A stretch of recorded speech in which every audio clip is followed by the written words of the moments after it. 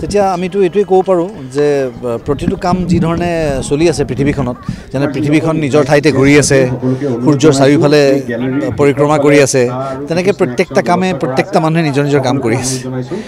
দুৰ্নীতি যিসকলে ছাপোৰ্ট কৰে তেওঁলোকে দুৰ্নীতিও কৰি আছে। গতিকে মই ভাবোঁ যে আমি প্ৰতিবাদ কৰিবই লাগে, কাৰণ চতুৰ্থ স্তম্ভটোক যদি কোনোবাই যদি চেলেঞ্জ কৰে, মই ভাবোঁ যে ইয়াত আমাৰ গোটেই সমাজখন চলিবলৈ যিটো নিয়ন্ত্ৰণৰ যিটো বেলেঞ্চৰ যিটো প্ৰয়োজন, সেই ভাৰসাম্য হেৰাই যাব। গতিকে মই ইয়াৰ তীব্ৰ গৰিহণা দিছোঁ। সেইটো হ'ব নালাগে। চতুৰ্থ স্তম্ভ ইণ্ডিপেণ্ডেণ্ট হ'ব লাগে, জুডিচিয়াৰী যেনেকৈ ইণ্ডিপেণ্ডেণ্ট, ঠিক তেনেকৈ সকলোৱে যদি নিজৰ নিজৰ কাম কৰে আৰু লগতে ৰাইজেও যদি নিজৰ কাম কৰে, তেওঁলোকেও যদি নিজৰ কৰিবলগীয়াখিনি কৰে, আজি প্ৰতিবাদ যদি নিজৰ সাব্যস্ত কৰে, কেৱল মনে মনে নাথাকে, মই ভাবোঁ যে আটাইবোৰ বস্তু এটা এক চাৰ্কেল ঘূৰি আহি পেলাই অন্তত শেষ হৈ যাবগৈ। গতিকে আমি ভালৰ লগত থাকিব লাগিব, আৰু যি শুদ্ধ তাৰ লগত যদি নাথাকোঁ তেতিয়াহ'লে আমাৰ সমাজখন নষ্ট হ'ব। মোৰ পিছৰ প্ৰজন্মৰ কাৰণে আমি এখন সুন্দৰ ঠাই এৰি থৈ যাব নোৱাৰিম।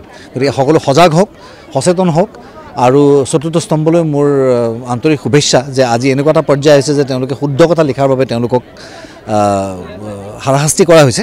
মই ভাবোঁ সেইটো এক ধৰণৰ এচিভমেণ্টেই। গতিকে মই তেওঁলোকৰ লগত আছোঁ আৰু আগলৈও থাকিম।